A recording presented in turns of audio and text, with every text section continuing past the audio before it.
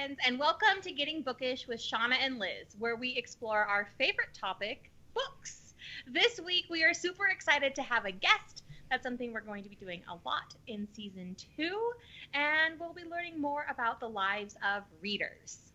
Yes, and for today's episode, I am so excited to welcome my friend Nicole Rondello. And her and I met at the Literary Society in Mount Dora that I talk about a whole bunch, that has spurred me wanting to do my own literary society. And I'm just so excited that this, being at a literary society, even that I have to drive an hour away for, has given me friendships that I never thought would happen. So I'm so excited for you to meet her. Here she is. Nicole, tell us a little bit about yourself. Ta-da! Yeah, so I was trying to gather my thoughts, and I did come up with that I'm a mom and a wife. I work full-time. I homeschool a 14-year-old, and I'm full of contradictions that make no sense for me as a person in the world, much less a reader. Does that make sense? I love that. Good. I have the looks of a washed up supermodel and the body of a hobbit. Just like that. You know, I would never have thought to liken you to a hobbit. I'm short and hairy, and I like to eat. See? Second dinners. That's how, third breakfast. It's right? a thing. I love it. That's hilarious. I love it. So, have you always been a reader? Have you been a reader your whole life? Absolutely not. Absolutely not. In fact, I've had to think about what books did I read growing up, and I could only come up with To Kill a Mockingbird, which I had to read for school. Mm-hmm. And I had to write it down as well. I read a book called The Girl in the Wall, which is like an old paperback from the 1970s. That I could find the author, because I believe I still have that book. And then tonight I was reminded that I had read The Pilgrim's Progress. Oh. Yes, because a new movie came out, and I thought, I've read that book.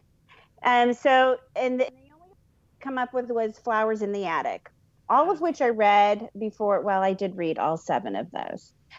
But from the age of 19 until about a year ago, a little over a year ago, I did not read my entire adult life. Is there a reason why? What took you away from reading, or?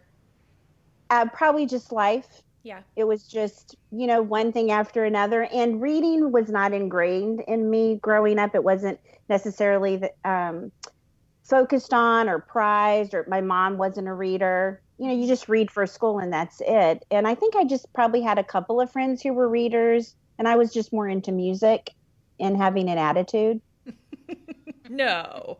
You and going on mission trips for Jesus. Yeah. That was my jam. That's hilarious. So what made you get into reading if for such a lengthy period of time you weren't reading at all? I was at the Mexican restaurant with my husband and child, eating, obviously, and my friend Tiffany Patterson had to drop by the restaurant to pick something up for me, and she stayed. I think she ordered something and ended up eating with us for a little bit before she said, "Oh my gosh, I've got to go. I've got to go to Literary Society," of which I didn't know what she was talking about, and I'm going to say coerced. She coerced me into getting in the car with her, and just like, come on, you don't have to read, because as you know, the first meeting that you go to for us, you just talk about something you like or something you hate or something that you've ever read before. It's just very loosey-goosey. Mm-hmm. But, or you don't have to talk at all. So, and I did already know some of the people in that group. So it wasn't like a complete room of strangers. Mm-hmm. So she made me go. Coerced me to go. That night? That night, like I left the Mexican restaurant with her in her car, and she says, "I'll drive you home. It'll be fine." She kidnapped you. Yeah, and I'm an introvert. I'm like a total introvert. That is not my gig, but I just went with her like she kidnapped me, really. So when you got to Literary Society and they came to your turn, like, what did you say? I mean, everybody's talking about the books they're reading. Were you like, meh? I said Flowers in the Attic. I was like, I read Flowers in the Attic. I read all 7. Oh, I love it. And also, they do allow an audio-visual category. And I'm all about the Netflix series. I like to watch every episode of a series or documentaries. So I do like a story.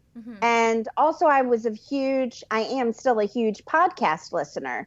So I did have something to contribute in the way of a story. Yeah.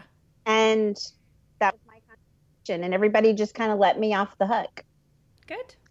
Yeah, so that was like November. And of course, then you have New Year's and everybody's making resolutions. And I decided, because I did get laughing with the group, not necessarily at anyone in particular, but just within the group. And I thought, like, this could be a thing. Like, I could leave my home and go with other adult people, right? Yay. That's a thing. So maybe I could just do this once a month and have some sanity, but I probably should read something. So 2018, like, I'm going to be a reader. I'm just going to do it. People do it all the time, every day. I could be a reader. How hard could that be? I'm just going to read. And I read, and I looked it up, I read 43 books in 2018. Wow. Wait. So you went from having read like 10 books in your whole life. That's right. To reading. Wow. Yeah. So I kind of like to commit. I'm a little bit of an overachiever. I love it though. So Yeah. did you like set that as a goal for yourself? No. Or No, I quickly, I will tell you that one of the books that I read in the beginning, and also I had a group of friends that were reading it at the same time, is called It's My Nature by Carol Tuttle. And it kind of groups, it does group everyone into 4 categories, 1 through 4. And just like, you're born with an innate nature, not a personality that's, affected by life and all of that, but just an innate nature, 1 of 4. And so we were kind of doing that for fun, and having profiled myself and understanding my true nature, I knew immediately I was going to have to set myself free. Otherwise, I would beat a dead horse and just make it a very laborsome kind of activity. So I gave myself a couple of rules straight out the gate. Like, for example, we're not going to set a number, because then I'll just, run myself into the ground making the number. Because if I say it, we're doing it. Even if it kills everyone, within a distance. And also, if I don't like it, I learned that probably in the first 2 months. If I don't like it, we're just going to put it down, and I don't even have to have a reason why I'm not going to read it anymore. I'm just not going to do that. I'm going to free myself. Yeah, because I'm still working on that. Yeah, it's an advanced skill. Good job. Yeah, well, unless we've all agreed, and this just happened recently, I think we're a part of that, where we were all going to read the same book and then talk about it. Mm-hmm. And if it had it not been for that scheduled conversation, I'd have chucked that book out of the moving car and ran it over. You're talking about Inheritance, aren't you? Yes. Yeah. It's okay. Shawna's already talked about that. By Danny Shapiro. Yeah. And The Lost Girls of Paris. Oh, yeah. That's 2. And the one we threw in the fire. Yes. Well, the things that I saw and lied about. And told a lie. Yes. Yeah, something like that. Well, we didn't really burn the book. We just threw it in the fireplace. There was no fire going on. But her and I agreed that it belonged there. So I remember that one because you said it was one of your skips. Yes. That was definitely my skip. Absolutely. Yes. Yeah, I almost just skipped one last week. And the only reason why I stuck with it was because the author, and I really feel like the author was just deliberately keeping me in. Instead of going right like you think she would, she'd go left. And I thought, okay, well, she didn't like do the thing that everyone always does. Maybe there's some hope. I felt very deceived. I hate when that happens. So when you're reading, are you always reading like a physical book, or do you like audio or ebooks? That's a good question. And I should just tell you that I know there's a lot of there seem to be a lot of rules in the reading world. Not here. Not on our podcast. Because, people say don't tell people what to read, or that they shouldn't read, or that something is a good book or it's not a good book. And I absolutely want to do that. So, for example, I would say no one should ever read an ebook. I hate ebooks, but I know that a lot of people love them. Ebooks at all. I like a tree book, right? Like a real physical book. Mm-hmm. Yeah. Or an audio book. Mm-hmm. Those are my two, to answer your question. And of the two, I prefer to always carry one in my purse that I haven't read yet. I've had the same one in my purse since January, but I feel better having it just in case. You never know. But I prefer an audiobook of the two. Audiobooks have been very freeing for me, Liz. Very freeing, because you can take it anywhere. Yeah. You can listen to it no matter what you're doing, folding laundry, cleaning the clothes, going to the bathroom, yelling at your children. It's everywhere. Right? Yeah, And you don't. I'm the same. But I just started, Where Did You Go, Bernadette? Yeah. Right. Oh, how was that? I think I need the tree book. Oh. The audio's not working for you? Right. And that's only the second one where I just had to stop the audio and I had to go to the tree. Mm-hmm. That's what I had to do with the Night Circus, Liz, remember? I was like, I know I'm going to love this book. I love it, but for some reason the audio was upsetting me. So I got the book. Sometimes you can't connect with a narrator. Yeah. Yes, Liz, that's good. I really struggle sometimes with books that aren't like told in chronological order. Like they're skipping back and forth. Mm-hmm. Like from the past. That's in audio. Yeah. And so usually there's like visual indicators in a book, like the past is like italicized or something. Oh. But in an audiobook, there aren't those indicators. Right. And so I end up just being confused. I wish I could remember what it was. I just listened to one and I'm like, who is this other character? Like, I don't understand what's happening. So sometimes it don't work in an audio format. Yeah, for sure. Another good thing that audiobook is good for. I read The Night Diary by an Indian named person that I would not insult to try to pronounce. But it's a middle school. I think it's a middle school young adult book, and it's set in India. So that was very helpful to listen to because when they were going through different cities and dishes and ingredients and different things, like that so much would have been lost on me, or an accent that comes into play. What is your favorite book and your favorite genre? And your favorite book doesn't have to be in your favorite genre or whatever. They can be totally different. What would you call? And I know this is like a tough question because Liz and I already talked about it's almost impossible to say what is your favorite book. So I feel like we're being very hypocritical in asking. Yeah. But what is already titled this question the impossible question. Right. So but what is one of your favorite books? Yeah, but and doesn't that change too? Because then you get like a new favorite. Exactly. My favorite genre. Let's start with that. Sure. I'm going to say. Oh, I hate to commit. I'm going to say mystery. Ooh. I like there something that you don't know. It really kind of irks me. And I'm going to use mystery, that term, very loosely, because if I can predict where this book is going, there is no mystery. So maybe the mystery of it is just that it's a story I can't figure out, or I don't anticipate the direction of the plot line. But also I like the definition of mystery also to be in there as well, like just some kind of unknown thing. So, and then we could make that very simple, or we can take that to the highest depths, of mystery that you can. But for me, it's important that if I can write that book, I didn't need you.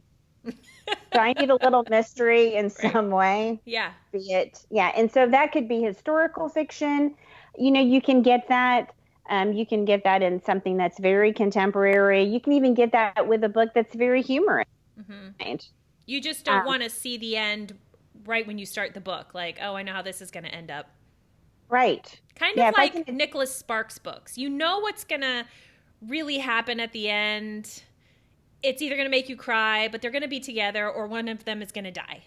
Yeah. You just have to go on the journey and find out which one it is. And here's a new rule I just set for myself in the last week. I was listening to this book, and I just had that inkling, like, I know what's going to happen here. And I thought to myself, I wonder, could I skip 10, 20 chapters and not be lost? And I did. It was like I never skipped a beat. Oh. And that to me, yeah. So Liz, this sounds like you. When we were talking about skip, you're like, if I can skip and skip and skip and I haven't lost anything, right, it's not worth it. Exactly. Like, I just want to know what the end is, but I don't want to go on the journey to get there. I'll tell you, a big surprise to me is the historical fiction specific genre. I enjoy that a lot more than I thought that I would. And probably if it wouldn't have been for some recommendations of other women in our literary society, I would have never even approached historical fiction. And I lucked out in reading a couple of really good ones in the beginning. And now that bar is so high. Yes. I totally understand what you mean by that. I know, because you like that. You like that historical fiction. I do. And I get what you mean. When you read some that are just amazing, and then someone's like, oh, did you read this one? And I'm like, yeah.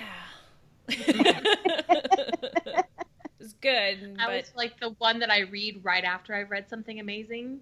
Like, it could also be amazing, but I'm not going to think it is because I just read something that I was blown away by. Yeah. Exactly. That's where a palate cleanser comes into play. I have that as well. So to put like 2 World War II books back to back, where maybe you want to do like a World War II and then like something completely different, right? To kind of fantasy or something. That, you need some book sorbet. Book, yeah, that second book almost doesn't have a chance, right? With it. Yeah, it's true. So it's true. To go back to your question of a favorite book, when I started reading, here at 55 years old, I'm not 50, I'm 47. But my point is, this late in life, when I started reading, my first 5-star was a book by Kate Morton. It was called The Secret Keeper. And that is one of the time traveling, the split times, right? So they'd go back in time and then you'd have the current day, that flip flop. And I loved it. Had no idea it was like over 400 pages. Loved it. And the one right after that was called The Girl with All the Gifts by M.R. Carey, which is a zombie book. I'm just going to say it. I was trying not to give it away, but this isn't literary society. So it's a zombie book. So the Kate Morton, it's English. You had an English actress reading it. It's just and it was also set in like World War I, right? Was that the Blitz? Is that when the Blitz was? I'm a homeschool mom. I teach history. Is that when the London bombings We're were? not even in history in my homeschool, so.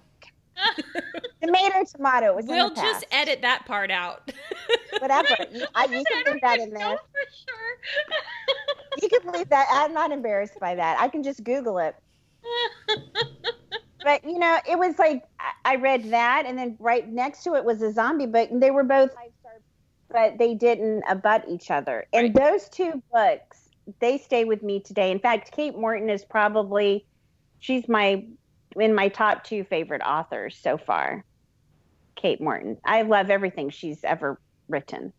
That's her awesome. Her and Jocelyn Jackson. I like those 2. Okay, so you've told us a lot about the books that you like, and I think that you'll be able to, like, you've already hinted at books you don't like, but this is like my favorite question. I'm not even kidding. Tell us about what you don't like. And what genre you don't like. Okay. Yeah. I don't like dystopian, like whacked out.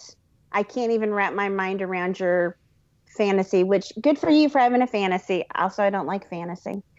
Or sci-fi. And I can take a sci-fi TV show or movie, but not a book. So far. I also don't like thrillers, where evil is very detailed, or where sex is really described well. Okay. I can't get into either one of those, or romance. I just can't get into the romance. Yeah, where it's like all like the Harlequin romance, where it's all just about the juicy romance stuff. Or Just are you okay with sappy. Are you okay with like a little romance in like a historical fiction where there's two people that? Well, I think if you're going to kill someone because you love me, I think that's great. Okay. But if you're going to, you know what I mean, prove your love to me, fine. But if you're going to like want to sweep me up and carry me upstairs and declare your love for me in a poem, I am out. I'm out. I mean, I'd rather read about a killer clown, like in the sewer. Gotcha. Than to listen to all of that. Yeah. Or self-help. I don't want to help myself. Okay. Right. I mean, I did read Carol Tuttle's books about typing yourself to understand. I really felt like that was for everyone else, really. I understand me to help you. Got it. And what about specific books that you've read that you were just, except for we've already talked about, obviously. I know. I'm trying to think of a book. Well, I did talk about that one where I just hated it so much. Which one? The Lost Girls of Paris?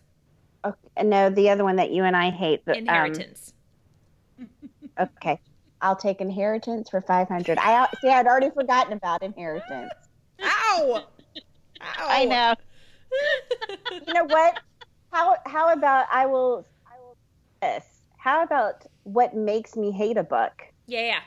Because listen, if you are stretching the use of vocabulary, meaning you're introducing words no one says. No one says those words in real life. Why are you using that in this book to try to make me think that you're smarter than you are? That I cannot go for. Or when you use the same phrase repeatedly or the same word repeatedly, like you get a hold of an adjective that really turns you on, and then you just use it like 8 times because I catch it. Yeah. So like maybe a month ago, and I'm not even exaggerating, in this book, 6 times was, and I did this in spite of myself. And she did that in spite of herself.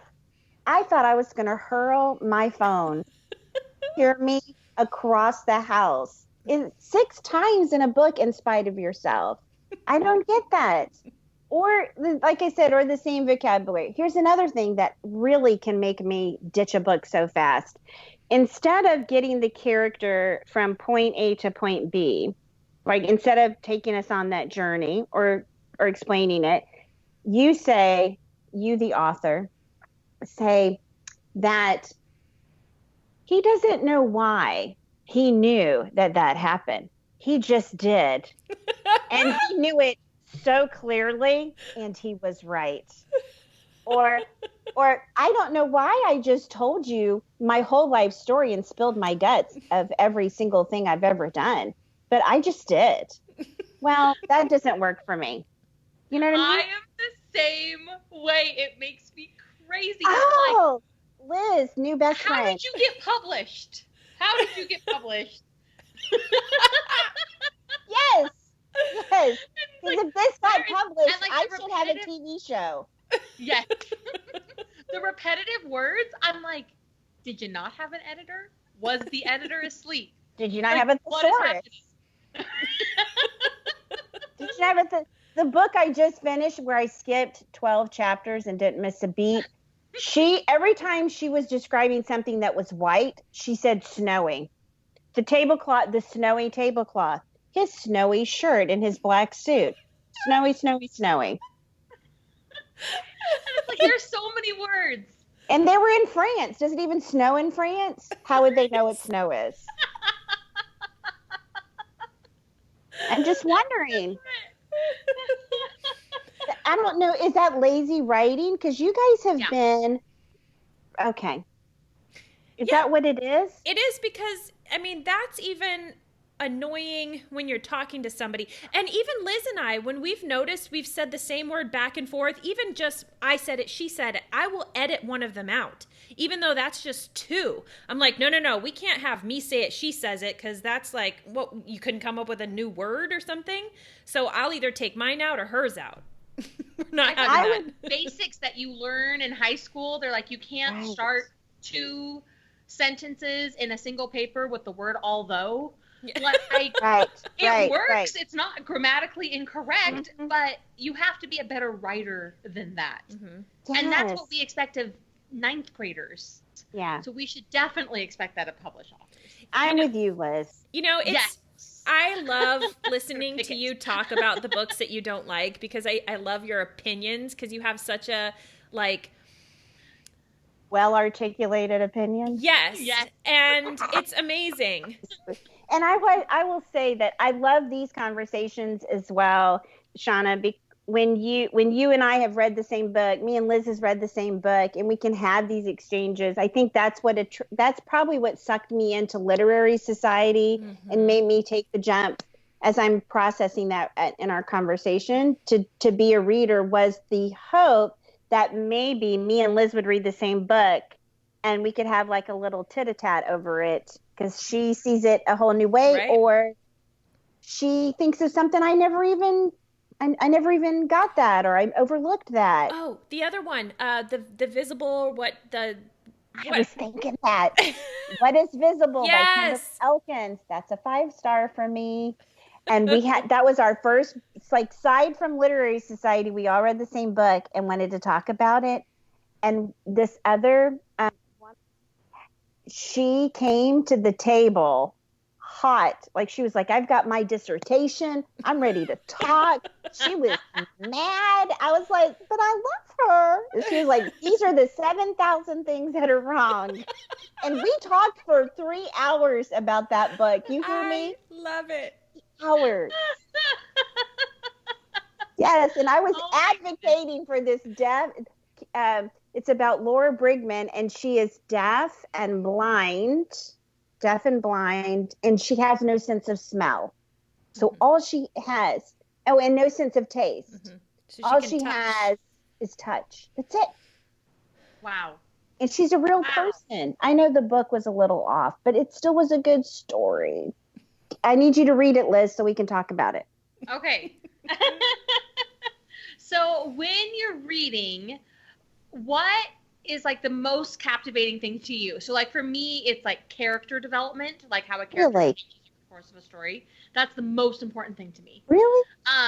So for you, is it character development? Is it plot? Or is it world building? Yeah, what do you mean by world building? So world building is like setting the scene. Like if it's like an actual time in history, like talking about the history, if it's an alternative history, like kind of setting up, like so if there's really see magic in it, like the rules of magic. Yes. Okay, thank you for saying that, because I'm actually want to get this right, is why I'm looking. Oh, I didn't put my glasses back on. There is a book that's exclusive on the Audible, and it is called Trail of Lightning by Rebecca Roanhorse. She is a Native American. And in fact, the characters in her books are Native American, and it's set like in New Mexico. Okay. Trail of Lightning.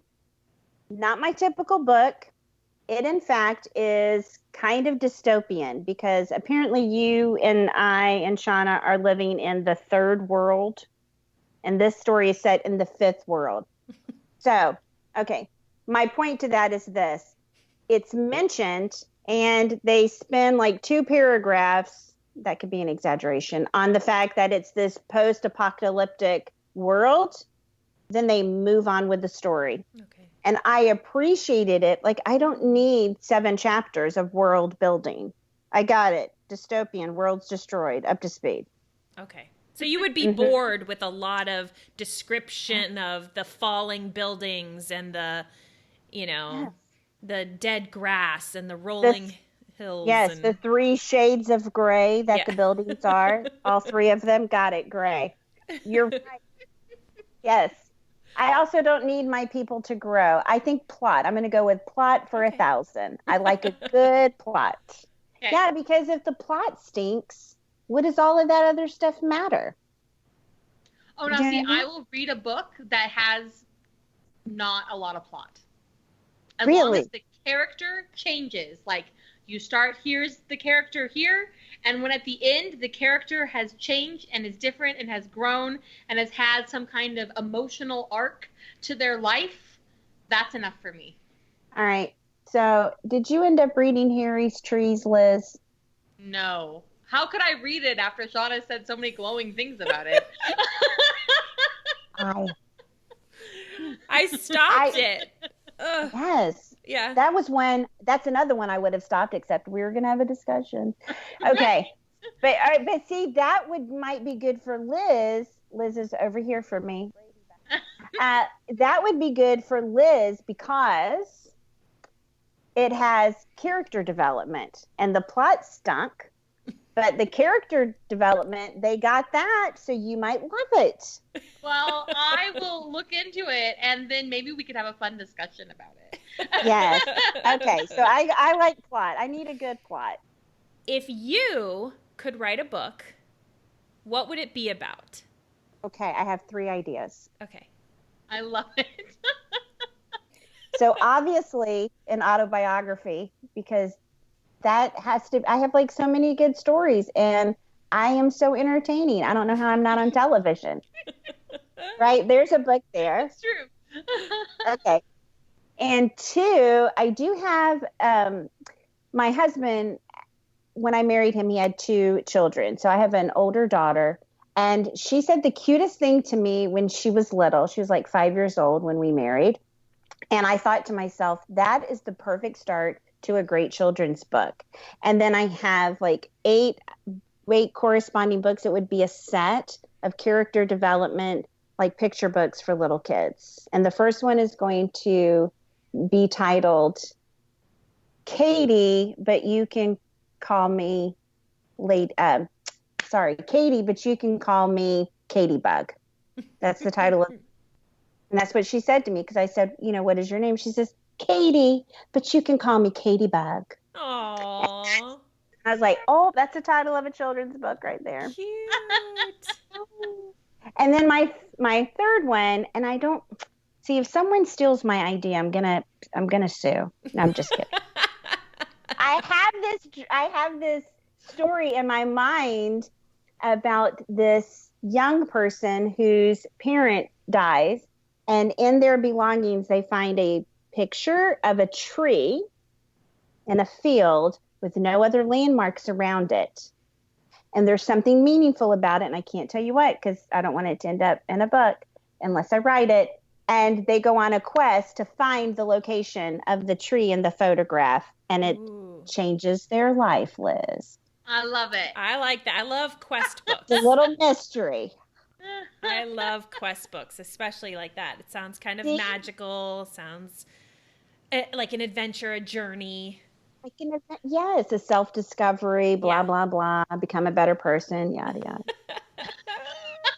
I love that you have like these very specific ideas for what you would write about. I actually have a degree in creative writing, and I have no lists of things that I would write about. I can make you a list. Hit me up. Here you are, being an overachiever again. I know. I've already thought of 2 ideas right here for you. I love it. So I want to know what you're reading right now. I can tell you. Okay. 1 second. I'm not even kidding with this. I got to bring it up. I started Bernadette. Yeah, okay. I started Bernadette, and I'm going to stop that. And I started a new one on the Scrib today. I just got my glasses. And it's by Jocelyn Jackson. And I'm literally in chapter 1. Literally in chapter 1 on the Scrib, which, by the way, is one of the most wonderful apps ever created, the Scrib. And it's called Someone Else's Love Story, a novel by Jocelyn Jackson. Romance? I don't know. I probably wouldn't have started it, except that she's the author, and I'm on a quest to read all of her books, including the one that she just came out with a new one this month. So if it wouldn't have been for her name on it, I probably wouldn't have started it. But I've loved everything she's written. Isn't Scribd ebooks? No, they do have ebooks, but they also have audiobooks. I didn't know they had audio. Girl, it's a subscription. It's $9 a month. Well, I have Audible. This is not an ad. No, this is rent. Like, you rent it. Sorry. Okay. Rent them. Oh, okay. And you check them back in. It's like a library. Oh, I love it. I have it on my phone, but when I was looking through them all, I was like, these are all just ebooks, and I don't want that. No. They have audiobooks.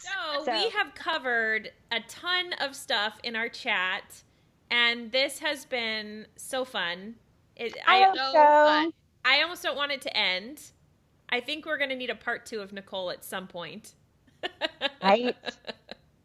We could do like it. Read a couple of the books that you didn't like, and then we should talk about them. Yes. Also, we could do it. We could do like an end of the year. What did you chuck out the window? What did you love? Ooh, I like that. Yeah. And then we could challenge each other with books that's out of our comfort zone.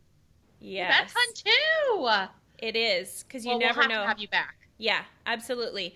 Well, again, it's been a pleasure. Thank you so much for being on our podcast. And I am just even more excited that I met you through Literary Society. Literary Society. Big plug for Literary Society. Oh, yeah. Let's see the t-shirt. Look at that. That's the Mount Dora one. How awesome is that? I love it. If it wasn't for getting bookish, I never would have gotten up off my stuff and got it done. So thank you, guys.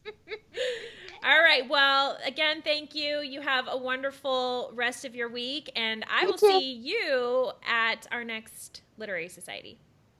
Bye, Liz. Bye. Bye, Shawna.